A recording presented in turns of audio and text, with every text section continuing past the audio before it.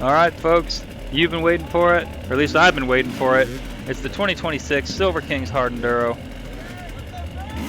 I woke up early to be third in line to start lap 1 of Thursday's Prologue, which will serve to qualify us for off-road race day 1.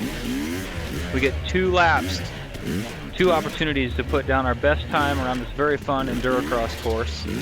I'm racing bronze, so as you can see, they give us options around the tires, and they'll give us an option around the barricades up ahead here. But having raced this last year, I decided too good of an opportunity to expand the skill set. I'm pretty sure this is the faster line for me in this occasion anyhow. On my first lap, I'm taking it easy, trying to single everything, slow is smooth, smooth is fast. Up in front of me, in the pink jerseys, right here we have Sean Conzel. He's my nemesis and friend on the racetrack, fellow member of the Project Enduro race organization. You all right, Sean? They say there's no friends on a race course, but I make an exception to that rule today. Stop, give a couple of seconds up to check on Sean. Up and over these bridges and into the second matrix. If you saw the video from Moab, I'm taking a completely different tactic here, not taking any unnecessary risks, just trying to put down one nice, smooth, clean lap. And it pays off with a time of 1 minute and 16 seconds. You ready to pop up there, Nick? I think so, dude. I think you just gotta commit, I think. I probably won't. And there's the man himself, proving himself wrong. Keep it up, bud! This is his first Silverkings. As well as our buddy Ryan, sending it on the 4-stroke. He races this bike all weekend.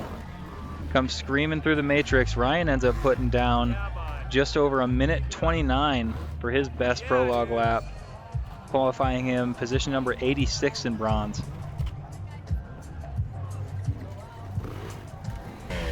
And here we'll come in for our second lap. Trying to double this first couple of logs, landing front tire heavy on that second one gets me a little nervous. I have the benefit of knowing the track now, knowing what to expect. A little heavier on the throttle, still singling most everything.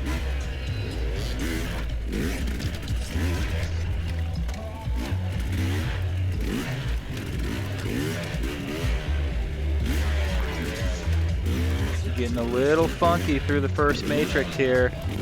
I didn't notice this until looking at the footage, but that's Ryan on his second lap off the left side right there. Not sure what happened. No stops before that logs. Subtle improvement. Feeling optimistic with nobody in front of me. Up over the bridges into the second matrix. Once again, getting a little sloppy, but keeping our momentum. Laying down a 1 minute and 7 second improvement on our second lap, and landing us a second row start for off-road day 1 tomorrow. I might have done it!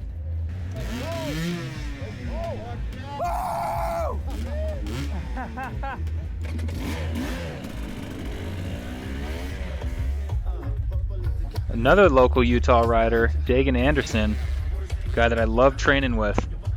This is where you will get to see exemplified the difference between a B-class rider and an A-class rider, as Daigon sends this step up, blows through the matrix. You got to keep in mind, he doesn't get any options around any of the features on this course. Daigon will end up putting down 1 minute and 8 second lap time, just over 1 minute and 7 seconds. And that'll qualify him in 69th starting position for silver for off-road day 1 tomorrow.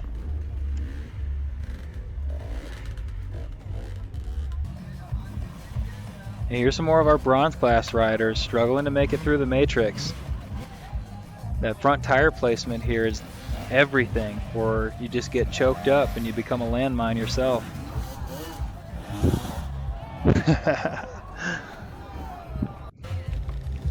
And these logs are spaced just a perfect bike lengths apart. You just get choked down into them. Lose your momentum on any one of these features, And you can make the difference between, you know, a minute lap time and 4 minutes really quick. Yeah, bud. We got some of our youth riders racing on the course. And then you step up to the pros. And you watch these guys just butter through this course like it's not even there. Tristan Hart. I love watching that guy ride. It's like he knows right where his tires are at all times. He's got built-in muscle memory. These guys get so sendy. When you ride these courses for the first time as an incoming bronze rider, and then you watch the pros do their lap, it completely changes your perspective about how you can ride these endurocross courses. And of course these guys have a 5-minute heat plus a lap. And they got to expend a lot of energy. And yet they just maintain that fluidity and stay so smooth. Super fun to watch. This is part of what makes Silverkings the highlighted event of the year for me.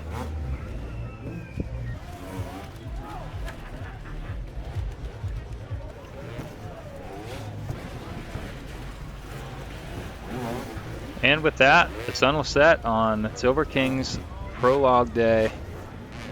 Everyone will have locked in their best lap times and determined their starting positions for tomorrow. I'm going to throw on some fresh tires and hit the streets of Kellogg, Idaho for the annual Silverkings Parade. And this is part of what makes this event so special. It's very cool that the Kellogg community, the Silver Valley community, lets us take to the streets and storm through town doing wheelies, and I will work on getting the footage from race day 1 and 2 edited up for your enjoyment. And until then, get out and ride, be good to each other. Thanks for watching. Crushed it.